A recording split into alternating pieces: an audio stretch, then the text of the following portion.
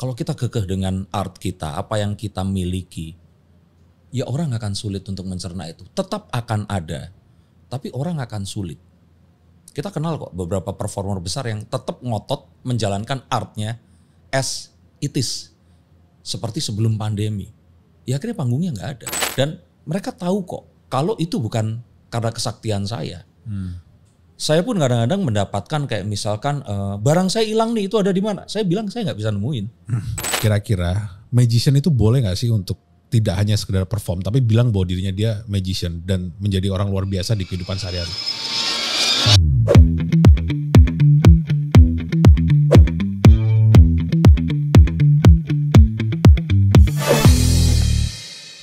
Kodam ini itu mirip dengan pakaian yang mau kita kenakan, tapi yang lebih mengidentikan kita. Jadi kita ngomongnya itu dalam skala waktu yang lebih lama.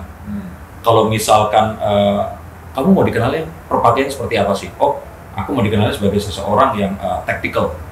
Pakainya t-shirt, celananya pun celana yang sifatnya itu apa namanya casual, ya, dan nggak pengen terkesan smooth kalau dulu seperti itu, atau juga terlalu apa ya kalau aku bilang anak atau ya kalau kita jalan-jalan ke pik atau apa banyak koko-koko pakai baju yang over ya kan yang masa kini gitu, iya kayak gitu. Nah itu kalau saya kira sama kayak style yang mau kita pilih saat kita buka pakaian kan, most dari pakaian itu stylenya apa, nah itu. Dan ini sesuatu yang sama seperti di itu tadi yang diajarkan sama Pak Yan. Apakah ini kita create atau kita adopt? Ya itu tergantung lagi. Nah, yang bahaya itu menganggap bahwa kodam ini adalah sesuatu yang apa ya, mau nggak mau harus diterima. Itu nggak seperti itu.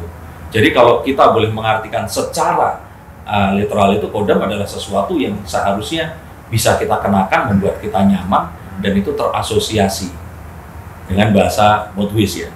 Sama seperti orang bilang gendam. Apa sih gendam? Kata gendam itu kan konon sebenarnya ada di dalam cerita pewayangan. Saat Dewi Kunti itu diberikan ilmu oleh Batara Guru yang tidak dimiliki oleh orang-orang yang lain, di mana ilmu itu sebenarnya haji pengasihan, bisa membuat orang itu menjadi tunduk dan terpesona. Nah salahnya dia mempergunakan itu kepada dewa-dewa, dewa di kayangan, digendam, turun ke bumi dan berhubungan suami istri dengannya, yang terus kemudian melahirkan para Pandawa dan Kurawa itu tadi. Nah ini kan satu hal yang, oh gendam itu ternyata itu toh. Kodam pun sebenarnya itu ya, seperti itu. Jadi kalau saya bilang, kodam itu adalah sesuatu yang tidak terlihat, yang mencerminkan siapa kita, sama seperti misalkan pakai cincin, oh cincinnya gambarnya apa, singa, atau macan, atau apa, nah itu yang saya bilang. Makanya nggak ada kan kodamnya apa, semut, atau kodamnya apa, kumbang gitu kan nggak ada kan, kecoa gitu ya. Ya kecoa ya kan. Selalu sama kayak harus yang istilahnya dia memproyeksikan self image dari si yang yes, sama seperti orang-orang Chinese zaman dulu, orang Jawa zaman dulu, Bali zaman dulu, orang-orang Bugis, orang-orang Makassar itu selalu menamakan diri mereka dengan sama kayak orang India, kalau nggak hewan, dengan benda-benda yang sifatnya itu kokoh, si laut luas, si gunung besar, tebing kokoh. Kalau Indian kan begitu. Kalau di apa namanya Jawa ada kan misalkan Mahesa Jenar, Mahesa itu kan kerbau dan yang lain-lain gitu loh. Jadi sebenarnya kodam itu ya bagaimana manusia ingin diasosiasikan terhadap sesuatu yang memiliki sebuah citra yang lebih kuat, sehingga orang itu mengasosiasikan dirinya dengan si benda atau hewan itu tadi. Ya, karena yang fenomena akhirnya viral itu adalah cek kodam, live TikTok, cek kodam dengan seorang yang kita nggak tahu siapa yang ngecek ini.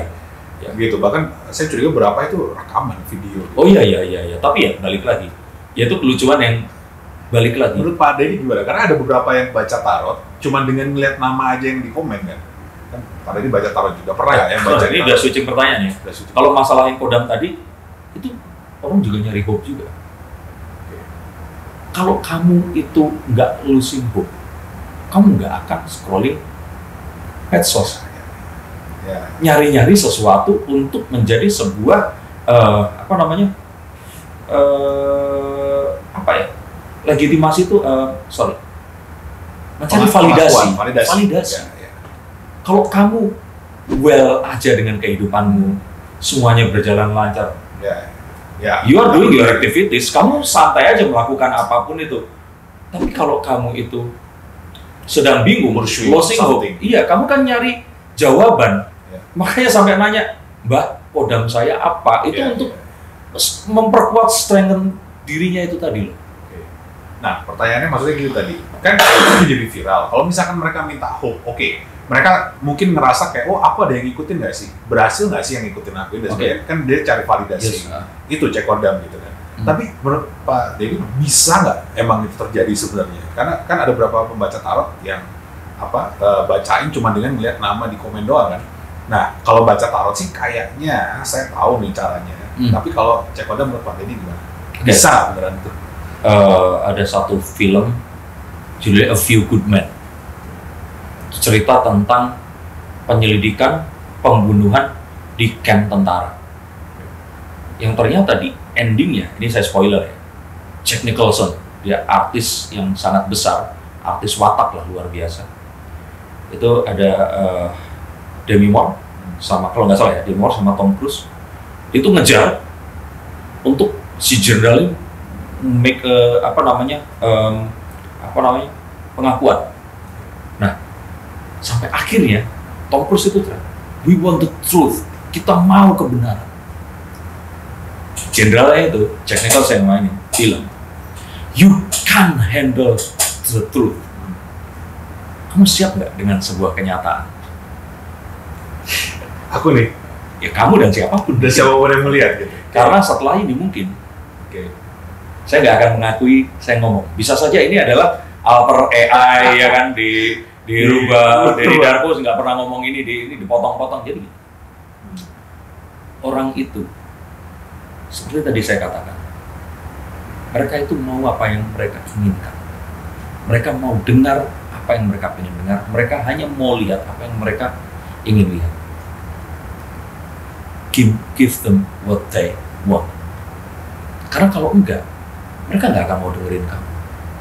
Jadi pertama kali kasih apa yang mereka mau, and then they will all ears. Mereka akan mendengarkan, memperhatikan, mereka akan nurut. Tapi kalau kamu tidak ngasih apa yang mereka mau, mereka nggak akan mau memberikan perhatiannya kepada kita. Nah, perhatian kenapa harus diberikan? Karena butuh untuk menenangkan mereka ini tadi, memberikan hope itu tadi. Artinya apa? Apapun yang mereka mau, ya kita kasih. Tapi memberikannya secara wisdom dari kita. Nah, tapi kadang wisdom itu nggak terukur. Orang mencoba mengukurnya dengan sekolah 4 tahun, dikasih ijazah, dipindahin talinya, terus dibilang sarjana. Betul ya? Sehingga mereka diperbolehkan untuk merancangkan rumah untuk orang ini tadi, untuk menghitungkan pajak untuk mereka. And then sekolah lagi berapa tahun, terus kemudian dengan semua pengetahuannya, orang menyerahkan diri untuk dibedah, untuk diberikan advice tentang apapun. Nah, tapi kan kembali bahwa untuk hal-hal seperti itu sudah ada sekolahnya. Tapi untuk wisdom seperti ini ada nggak sih? Kan nggak ada. And then validasinya menggunakan hal-hal yang kita bilang sebagai kartu tarot ini tadi. Jadi sebenarnya ini tuh alat bantu. Yang kita berikan itu sebenarnya adalah pengalaman kita selama ini. Bertemu dengan orang yang banyak, dengan permasalahan yang manusia permasalahannya pastikan itu aja gitu. Dan terus kemudian mereka menanyakan pertanyaan yang selalu pasti sama, kebaca, dan kita memberikan jawaban itu tadi.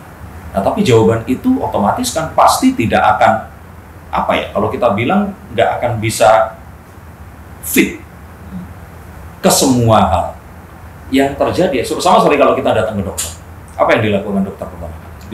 Diagnosa. Itu yang kita lakukan. Apakah kita bisa cure mereka? Enggak. Apakah dokter bisa cure? Enggak. Yang bisa meng-cure adalah kebiasaan mereka. Mereka harus merubah kebiasaan. Dokter meresepkan obat untuk memadamkan simptom. Ya, artinya self healing kan ujung-ujungnya. Iya, self healing, betul. Nah, tapi untuk yang sifatnya traumatik, patah tulang atau apa, dokter ortopedi akan ngebenerin dia. Tapi tetap nggak akan 100% sama seperti sebelum kecelakaan. Nah, tugas kita di sini itu sebenarnya melakukan diagnosa.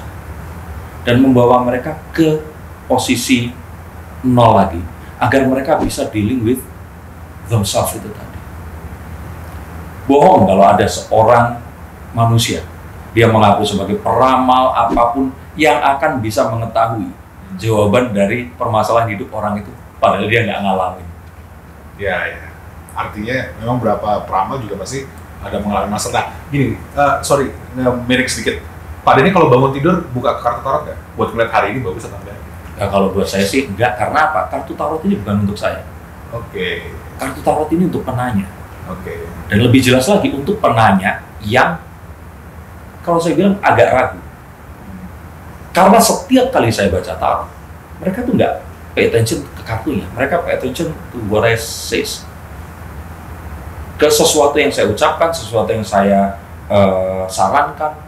Kalau orangnya itu mulai nggak percaya, benar apa enggak, ini baru berfungsi.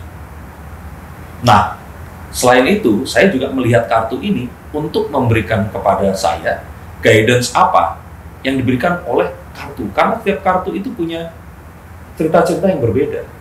Kalau ini satu halaman dari sebuah kitab suci, ini adalah sebuah kejadian yang bisa kita ceritakan, kita cocokkan dengan kejadian orang ini tadi, dan mencari jawaban dari pertanyaan yang dia omongin.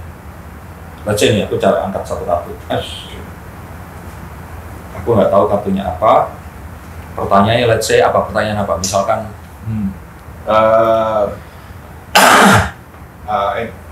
jangan buatmu deh. Bangsa ini kayaknya. Yang besar ya. Oke. Prabowo nanti akan seperti apa memerintah? Pemerintahan Prabowo apakah akan benar-benar membawa kita kepada Indonesia Emas 2045? Ini deh. Prabowo akan mengkhianati Jokowi atau enggak? Nah, ini lebih bisa digunakan sebagai judul, bisa dipotong-potong jadi TikTok ini kan? Ya apa ambil ya? Nggak pakai sulap ya? Page of Wands. Ini gambar seseorang. Page itu kan padawan, orang yang sedang belajar, orang yang sedang mengamati dan mempelajari. Hopeful dia bisa menjadi seseorang yang akan menguasai sesuatu yang dia pelajari itu tadi. Wands itu kartu yang simbol yang menunjukkan harapan. Karena kalau dalam kartu tarot ini si tongkat ini bisa ditanam jadi pohon terus kemudian menghasilkan sesuatu. Tidak berhubungan langsung dengan uang, sesuatu materialistik, tapi lebih kepada impian kita. Tapi yang nggak ada hubungannya sama perasaan. Nah, jadi kalau dilihat dari sini, mengkhianati atau tidak, ini tergantung dari nanti apa yang akan tumbuh dalam hubungan mereka selama beberapa bulan dan tahun ke depan. Apakah ada kemungkinan? Ada. Apakah ada kemungkinan tidak? Iya juga. Tapi artinya ini bisa dihindarkan dengan memberikan ya tadi itu harapan-harapan ke depannya apa. Kalau hanya percaya kepada trust, faith, ini akan selesai sudah sejak lama. Jadi otomatis transaksi ini akan dapat berapa atau apa itu harus dibicarakan sekarang. Nah, ini kan menggabungkan antara fakta dari kartu ini tadi dengan pertanyaan dan jawaban, tapi menggunakan statistik yang ada di pikiran kita. Oke. Makanya kenapa di konten saya bilang membaca tanda, bukan meramal. Karena kalau saya juga belajar tarot, makanya saya juga beberapa koleksi tarot, ada tarot Del Fuego juga. Nah ini tadi. Nah itu dia. Namanya Del Fuego nih. The Flame gitu. Karena kalau buat saya ini kayak GPS Pak, jadi kayak map. Betul. Gitu. Kita bisa kesini lebih cepat, kesana lebih macet misalkan dan sebagainya. Dan setelah kita tahu kita bisa ambil putusan kan, keputusan kita mau ngapain gitu. Yeah. Kalau buat Pak Denny apa sama kayak sama, saya selalu menyebutnya persis sama GPS. Yang artinya apa? Kalibrasi itu harus selalu berjalan. Bukan saya mau jualan servis saya, tapi kadang-kadang ada orang yang bilang, Bang, ini kalau kemarin itu abang bilang saya akan mudah, tapi kok dalam kenyataannya nggak semudah yang dibicarakan loh. Sama kayak kita lihat misalkan, dari sini ke rumahku 40 menit. Pas aku jalan, kan orang-orang lain juga jalan. Ada yang nutupin jalan, ada yang terus tiba-tiba misalkan jalannya jadi sepi, jalannya jadi ini, tiba-tiba hujan, itu kan variabel. Sebenarnya building traffic bisa juga. Yes, artinya kita harus selalu mengkalibrasi ini. persis GPS. Dan berarti valid, tapi belum tentu valid karena waktu berjalan terus dan ada sekitar kita ada orang selalu valid, tapi itu tadi syaratnya kita harus selalu update. Nah, update-nya itu dengan apa? Kalau saya sebagai Muslim, saya itu selalu mempromokan kata-kata itu tadi. Muslim itu percaya bahwa Nabi Muhammad waktu menerima Al-Quran, ayat pertama, kata pertama di ayat itu adalah Iqra. Sedangkan Nabi Muhammad saat itu buta huruf. Jadi itu bukanlah membaca literal, tapi mengamati, melihat situasi, membaca tanda. Nah itu yang saya selalu bilang, baca tanda, karena kita itu survive karena baca tanda. Kita lahir ceprot, kita nggak bisa ngerti orang tua kita ngomong apa. Ya. Kita bingung, kita lihatnya tanda. Ya, kita lihat tanda. Tahu nggak kenapa kok kita akhirnya menjadi seorang pembaca tanda? Karena apapun keinginan kita nangis. Karena saat kita lapar, kita nangis, kita dikasih susu sama ibu kita. Nah, kita berharap apapun keinginan kita, itu solvingnya adalah nangis. Kita baca tanda, kita lihat itu terjadi, kita ulang lagi. Berarti siapa aja bisa belajar untuk baca tarot? Iya dong. Siapa saja dan luar biasanya membaca untuk dirinya dan baca untuk orang lain. Bisa membantu orang lain untuk membuka harapan untuk diri sendiri juga. Gitu ya. Kalau dibuat webinar kayaknya seru. Iya, saya mau rencana malah tadi kepikiran itu. Nah. Kalau semua orang bisa, ini kan tadi kan Pak Denny bilang kalau kita harus kalibrasi terus. Betul. Ya kalau ke Pak Denny terus kan ya kalau Pak Denny ada waktu. Kalau misalkan enggak kan. Bukan. susah. Ini kan sesuatu yang sifatnya karena orang-orang yang terus kemudian memiliki masalah ini kan nggak punya waktu untuk melakukan itu, sehingga mereka datang ke orang yang memang memiliki. Nah kalau bisa sendiri kan lebih baik, lebih memudahkan kita semua, dan juga otomatis ilmu membaca tanda ini akan jauh lebih, karena banyak yang mempelajari, banyak yang berdiskusi, akan lebih banyak berkembang. Oke, ramalan terbesar yang pernah Pak Denny baca apa untuk manusia? Kalau orang bilang itu, saya nggak bisa self claim ya. Tapi yang diklaim oleh orang-orang itu adalah kalau dicari sekarang sampai hari ini, Denny Darko meramalkan kematian Jubil. Oke. Kenyataannya enggak. Oh ya? Tidak meramalkan sebenarnya. Saya nggak pernah ngomong akan mati. Oke. Mungkin kalau dibahasakan itu yang ingin saya sampaikan, saya khawatir dia akan sendiri sampai akhir hayat. Dan itu benar. Sampai akhir hayat dia sendiri. Benar. Tapi mati cepatnya atau tusun. Kenapa itu terjadi? Itu karena jadi waktu itu ini kalau Ferdian dengar lucu nih. Jadi waktu itu saya dan Ferdian itu di pitch untuk ngisi Ferdian Setiadia acara di YKS di Trans. Yeah. Nah saat itu manajer produksinya bilang ke saya, Mas, kita oke dengan sulap dan hipnotismu, tapi kamu akan gonta-ganti dan nggak stripping. Nah, di saat bersamaan, Antv menawarkan ke saya, tapi dia bilang setiap hari. Saya ambillah di Antv itu. Dari situ beli mobil, beli rumah, oke. Tapi yang saya tidak perkirakan, 4 bulan acara berjalan, habis bro sulapnya. Alat itu udah pesulap-pesulap di Jakarta, keliling semua. 4 bulan lu banyak. Wow, itu semua alat udah disewa, ini habis. Nanya lah, Mas Darko bisa apa?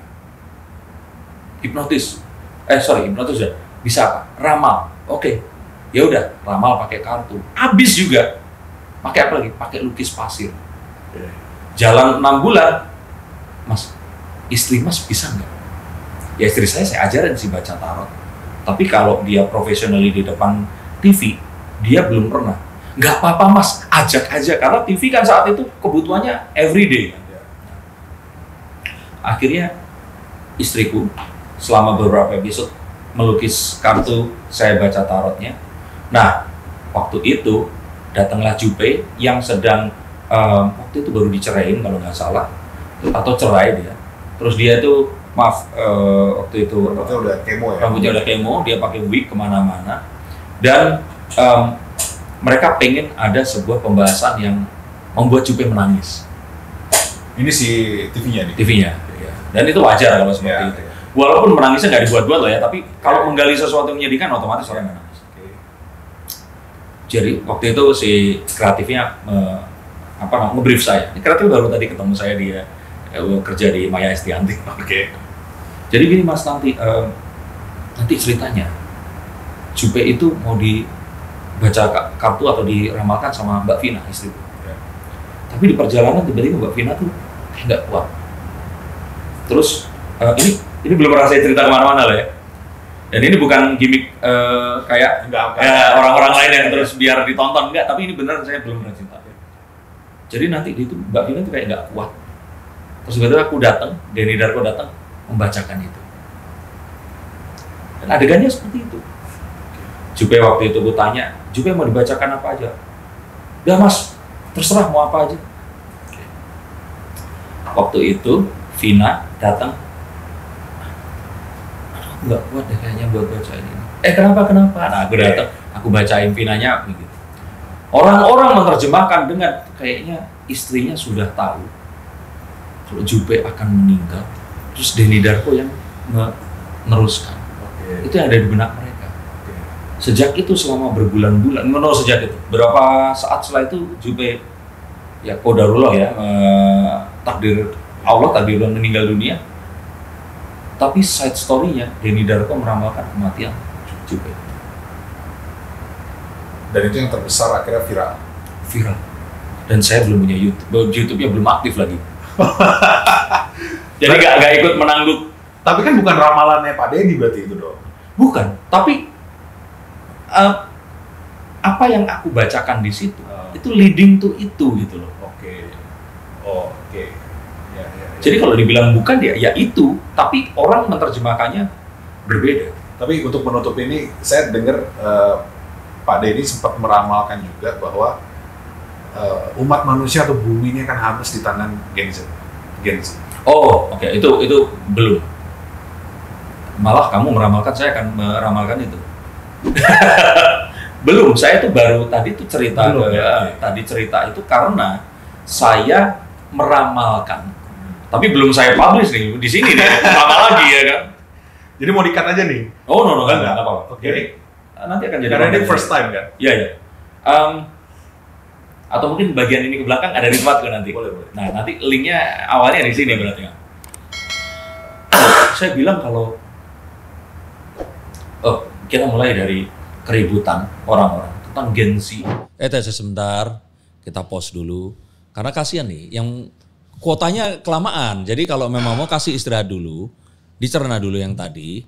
Dan ini belum selesai karena endingnya, kalau ini beneran endingnya, karena ini part 2, endingnya part 3 ada di channel Reza El Fuego. Pastikan kalian nonton, selesaikan. Karena kalau nggak selesai, ini mirip kayak pertunjukan calon arang di Bali. Yeah. Kalau mereka itu nggak ngikutin sampai selesai, kesurupan nanti. Jangan sampai tonton, jangan lupa Jangan sampai subscribe kesurupan. juga.